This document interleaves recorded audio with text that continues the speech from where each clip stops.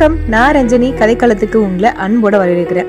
இன்னைக்கு நம்ம பார்க்க போற கதை ஜெயகாந்தன் அவர்கள் எழுதிய அன்புக்கு நன்றி அப்படின்ற சிறுகதை. பொதுவா பேசும்போது ஷார்ட் அண்ட் ஸ்வீட்டா பேசணும் அப்படின்னு சொல்லுவாங்க.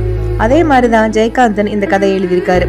கதை ரொம்பவே சின்ன கதை தான், ஆனா அது தர கருத்து ரொம்பவே பெருசு. சரி வாங்க கதைக்குள்ள பயணிப்போம். பஸ் ஸ்டாண்ட்ல ட்ரங்க் பெட்டியோட நின்றுட்டு இருந்த அந்த இளைஞனை பார்த்து ரமணி ஐயருக்கு மனசுல ஒரு மூர்க்கத்தனமான சந்தோஷம் பிறந்துச்சு.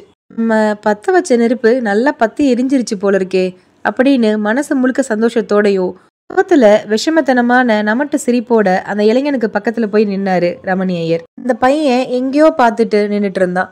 முகம் முழுக்க கவலையும் திகைப்புமா கண்கள்ல கண்ணீர் கலங்கி நிக்க நின்றுட்டு இருந்தான். இந்த மாதிரி பசங்களுக்கெல்லாம் பாவம் பரிதாபம் பார்க்கவே கூடாது அப்படின்னு மனசுக்குள்ளேயே நினைச்சுக்கிட்டு தொண்டையை செருமிக்கிட்டே, எங்க சார் ஊருக்கு போறீங்களா அப்படின்னு கேட்டாரு. கொஞ்சம் நக்கலாதான் அந்த பையன் கிட்ட இந்த கேள்வியை அவர் கேட்டாரு. அந்த பையன் ரமணி ஐயரை ஏற இறங்க பார்த்துட்டு, தெரியலையே சார், நீங்க யாரு அப்படின்னு கேட்டான். ரமணி ஐயருக்கு நெஞ்சில யாரோ உதைச்சது போல இருந்துச்சு. என்ன தெரியலையா? நீங்க தானே மெயின் ரோடு 17ஆம் நம்பர் வீட்டுல முன் போர்ஷன்ல குடியிருக்கீங்க? குடி இருக்கிறவன் இல்லை சார், குடி இருந்தவன் அப்படின்னு இளைஞனோட குரல் அடைச்சிது. ஏன் அந்த இடத்த காலி பண்ணிட்டேலா? நான் பண்ணலை சார், அவர் தான் வீட்டுக்காரர் சுந்தரலிங்கம் இருக்காரே, அவரை ஒன்றும் சொல்லக்கூடாது. என்னோட பொல்லாத விதி, நான் பிறந்த நேரம்னு ஒன்று இருக்கு பாருங்க, அதோட பலன். திடீர்னு இன்னைக்கு காலையில வந்து மரியாதையா ரூமை விட்டு காலி பண்ணிடுன்னு முகத்தில் அடிச்ச மாதிரி சொல்லிட்டாரு. என்ன காரணம்னு கேட்கலையா? வாடகை கொடுக்கறவனா இருந்தா கேட்கலாம், என்னவோ புண்ணியத்துக்கு ஏழை பையனாச்சேன்னு இடம் கொடுத்தாரு. இவ்வளவு நாள் இருந்ததுக்கே நன்றி சொல்லணும் சார். நீங்க வாடகை கொடுக்கறது இல்லையா? நான் எங்க சார் போறது பணத்துக்கு? பிறந்தப்பவே அனாதை ஆயிட்டேன். நான் யாரோட உதவியிலையோ படித்தேன். இன்னும் 1 வருஷம் ட்ரைனிங் பாக்கி இருக்கு. இது முடிஞ்சிட்டா எங்கேயாவது ஒரு ஸ்கூல்ல வேலை பார்த்துட்டு சொந்தமாக சம்பாதிச்சு சுயமாக சாப்பிட்லாம். அதுதான் சார் என்னோட வாழ்க்கையோட லட்சியமாகவே இருக்கு. இப்போ 22 வருஷ காலமா மித்தவங்க உதவியில தான் இந்த உடல் வளர்ந்துருக்கு. திட்டினாலும் விரட்டினாலும் அவங்கள குறை சொல்லலாமா? எல்லாம் என் விதி சார், விதி. கண்கள் சிவந்து வெளிவந்த அழுகைய அடக்கிக்கிட்டு பேசினா அந்த பையன். ரமணி ஐயர் சில போல நின்றுட்டு இருந்தாரு. அப்படின்னா உங்களுக்கு என்ன தெரியாதா அப்படின்னு கேட்டாரு ரமணி ஐயர். தெரியாது சார். இவ்வளவு அனுதாபத்தோட கேட்குறீங்களே, யாருன்னு தான் யோசிக்கிறேன். சுந்தரலிங்கம் வீட்டுக்கு எதிர் வீட்டில் தான் நான் இருக்கேன் அப்படின்னு சொல்லிட்டு அவரோட முகத்துல ஏதாவது மாறுதல் ஏற்படுதா அப்படின்னு கவனிச்சாரு ஐயர். அப்படியா? நான் பார்த்ததே இல்லை சார். நீங்க என்ன பண்றீங்க அப்படின்னு புன்னகையோட கேட்டான் அந்த பையன். அந்த குழந்தைத்தனமான புன்னகையை பார்த்தோன்னே ஐயருக்கு ஓன அழுதுடலாம் போல இருந்தது. கலெக்டர் ஆஃபீஸில் கிளர்க்காக இருக்கேன். உங்களை எதுக்கு திடீர்னு காலி பண்ண சொன்னார் சுந்தரலிங்கம் அப்படின்னு திருப்பியும் கேட்டாரு ஐயர். இப்போ ஐயரோட குரல்ல ஒரு தவிப்பு இருந்தது. எனக்கு தெரியல சார், என்னவோ புகார் வந்துச்சான். எங்கேருந்து வந்தது, என்னன்னு வந்தது எதுவுமே சொல்லலை சார். நமக்கு எதுக்கு இதெல்லாம், பிடிக்கலன்னு சொல்லிட்டாங்க, அதான் வந்துட்டேன். சில நிமிடங்களுக்கு 2 பேருமே மௌனமாக இருந்தாங்க.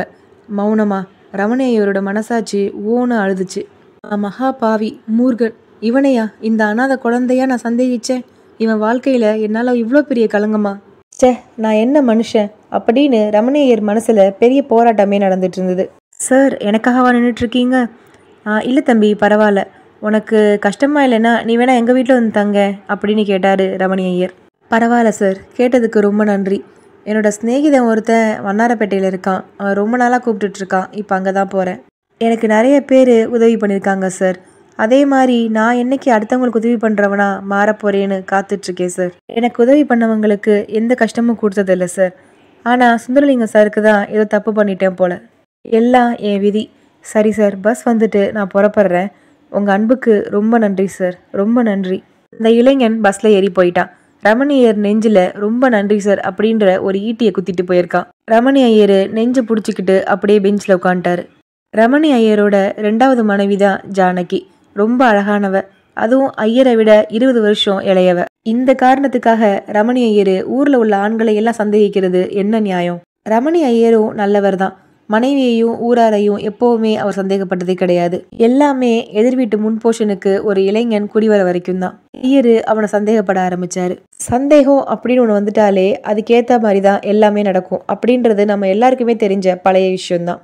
ரமணி ஐயர் சந்தேகப்படுற மாதிரியே அந்த இளைஞன் எப்ப பார்த்தாலும் கையில ஒரு புக்கை வச்சுக்கிட்டு ஜன்னல் பக்கத்திலேயே நின்றுட்டு இருந்தான். சரியான காளி பையன். என்னை பார்த்தோன்னு மட்டும் புத்தகத்தை வச்சு முகத்தை முடிக்கிறான்.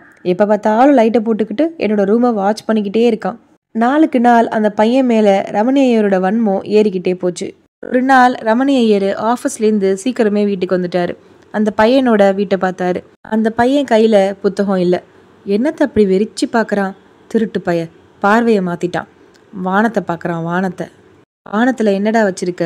எனக்கே டேக்கா கொடுக்குறியா? உன் வயசுல நான் எத்தனை திருட்டுல ஓடிச்சிருப்பேன் அப்படின்னு கோவப்பட்டாரு. ரமணி ஐயரோட கோவம் அந்த பையன் மேல மட்டும் இல்ல, அவரோட மனைவி மேலையும் தான். எல்லாம் இவளால வந்துச்சு. எப்ப பாரு ஜன்னல்ல கண்ணாடியை சாத்தி வச்சுக்கிட்டு தலை சீவிக்கிட்டே இருக்கா. வேற இடமே இல்லையா இவளுக்கு தலை சீவறதுக்கு? எல்லாம் என்ன சொல்லணும், என் புத்திய செருப்பால் அடிக்கணும். இவளை போய் கல்யாணம் பண்ணி கூட்டிட்டு வந்தேனே. தினமும் 2 பேருக்கு நடுவில் இதுதான் நடந்துட்டு இருக்கு. இன்னைக்கு சீக்கிரம் வந்ததுனால 2 பேரும் மாட்டிக்கிட்டாங்க அப்படின்னு தான் பார்க்குற தான் நினைக்கிற விஷயங்கள் எல்லாத்தையும் உண்மன் நம்பி மனசுக்குள்ளேயே கொந்தளிச்சிட்டு இருந்தாரு ரமணி ஐயர். என்ன இன்னைக்கு சீக்கிரம் வந்துட்டேள் அப்படின்னு கேட்டா ஜானகி. ஏன் உனக்கு கஷ்டமா இருக்கா? போடி போய் காஃபி கொண்டா அப்படின்னு விரட்டி அடிச்சாரு ரமணி ஐயர். ஜன்னலை படார்னு மூடினாரு. அவரோட மனசு ஒரு நிலையில இல்லை. என்ன செய்யறதுன்னு யோசிக்க ஆரம்பிச்சாரு. கடைசியா ஒரு முடிவுக்கு வந்தாரு. நேரா சுந்தரலிங்கத்தை போய் பார்த்தாரு. சுந்தரலிங்கமும் ஆச்சரியப்பட்டாரு. அப்படியா, அவன் ரொம்ப நல்ல பையனாச்சே சார், குழந்தை மாதிரி அப்படின்னு சொன்னாரு. குழந்தை எப்பயும் குழந்தையாவே இருக்கிறது இல்லை சார், ஒரு வயசுல வர்ற சேட்டை தான் அதெல்லாம். நான் ஒன்றும் வேணும்னு பழி போடலை. இந்த மாதிரி பையனோட தப்பான நடத்தைக்கு நாம இடம் கொடுக்க கூடாது பாருங்க அப்படின்னு சொன்னாரு. அந்த பையன் இப்படிலாம் இருப்பான்னு நான் நினைச்சு கூட பார்க்கல சார் அப்படின்னு சொன்னாரு சுந்தரலிங்கம். நமக்கு எப்படி சார் இதெல்லாம் தெரியும்? என் ஒய்ஃப் தான் சொல்லி வருத்தப்பட்டா. அழுதா சார். எப்ப பார்த்தாலும் அவளை தொந்தரவு பண்ற மாதிரி அவன் ஜன்னல்லே நின்று பார்த்துட்டு இருக்கானா. அவ ரொம்ப பயப்படுறா சார் அப்படின்னு இல்லாததெல்லாம் சொல்லி சுந்தரலிங்கத்துக்கிட்ட ஏத்தி விட்டாரு ரமணி ஐயர். சரி சார், நீங்க போங்க, நான் பாத்துக்கிறேன் அப்படின்னு உருமினாரு சுந்தரலிங்கம். அதோட விளைவுதான் அவன் போயிட்டான். உங்க அன்புக்கு ரொம்ப நன்றி சார், ரொம்ப நன்றி அப்படின்னு அந்த பையன் சொன்னது திருப்பி திருப்பி ரமணி ஐயரோட மனசுக்கு வந்து போயிட்டே இருந்தது. ரமணி ஐயர் அழுதுட்டாரு. மகா பாவி, மகா பாவி. மனசை அழுத்தி பிடிச்சிக்கிட்டு வீட்டை நோக்கி நடந்தாரு ரமணி ஐயர். வீட்டுக்கு பக்கத்துல போகும்போது சுந்தரலிங்கத்தோட குரல் கேட்டது. சார், குற்றவாளி போல அவரோட முன்னாடி போய் நின்னாரு ரமணி ஐயர். அயலை அடிச்சு விரட்டிட்டேன் சார் அப்படின்னு சுந்தரலிங்கம் சொன்னாரு. ரமணி ஐயர் எதுவுமே சொல்லாம தன்னோட வீட்டை நோக்கி போனாரு. வீட்டுக்கு போய் எதிர் போர்ஷனை பார்த்தாரு. ஜன்னல் கதவு திறந்ததா இருந்தது. எதிர் வீட்டு கதவு மூடி இருந்தது. அவரோட மனைவியை கூப்பிட்டாரு. ஜானகி. சொல்லுங்கண்ணா. எதிர் வீட்டு மாடி ரூம்ல இருந்தான் பாரு ஒரு பையன், அவன் காலி பண்ணிட்டான் போல இருக்கு, அதான் கதவு சாத்தி கிடக்கு அப்படின்னு சொன்னாரு. உங்களுக்கு என்ன தெரியும், நீங்க எப்பவும் ஆஃபீஸ் போயிடுறீங்க, அந்த வீட்டுல பையனும் இல்லை குட்டியும் இல்லை, எப்பவும் கதவு சாத்தி தான் இருக்கும் அப்படின்னு சொன்னா ஜானகி. ஐயோ, இவளும் குழந்தையாதான் இருந்திருக்காளா அப்படின்னு ரமணி ஐயரோட மனசு தவிச்சுது. ஒரு பக்கம் திரும்பி இருந்த ஐயரு சட்டையை கழட்டும் போது கண்ணிலேருந்து விழுந்த கண்ணீரை தொடச்சிக்கிட்டாரு. அவரோட காதுகள்ல அந்த அனாதை பையனோட குரல் ஒலிச்சுது. உங்க அன்புக்கு ரொம்ப நன்றி சார், ரொம்ப நன்றி. கதை நிறைவடைந்தது. நம்ம ஒரு பழமொழி கேட்டிருப்போம், மஞ்சக்காமால கண்ணுக்கு மஞ்சளா தான் தெரியும் அப்படின்னு. ஒருத்தவங்களை பத்தி நம்ம தப்பா நினைச்சிட்டோம் அப்படின்னா அதுக்கப்புறம் நம்ம கண்ணோட்டத்துல அவங்க பண்ற எல்லா விஷயமும் தப்பா தான் தெரியும். இதே ஒருத்தவங்களை ரொம்ப நல்லவங்க அப்படின்னு நினைச்சிட்டோம்னா அதுக்கப்புறம் நம்ம கண்ணோட்டத்துல அவங்க பண்ற தப்பு கூட சரியா தான் தெரியும். வாழ்க்கையில யாரை பத்தியும் சரியா புரிஞ்சுக்காம ஒரு முடிவெடுக்கிறது அப்படின்றது ரொம்பவே தப்பு. இதைய பத்தின உங்களோட கருத்துக்களை மறக்காம கமெண்ட் பாக்ஸ்ல தெரிவிங்க. மீண்டும் ஒரு நல்ல பதிவோட உங்களை சந்திக்கிறேன். நன்றி.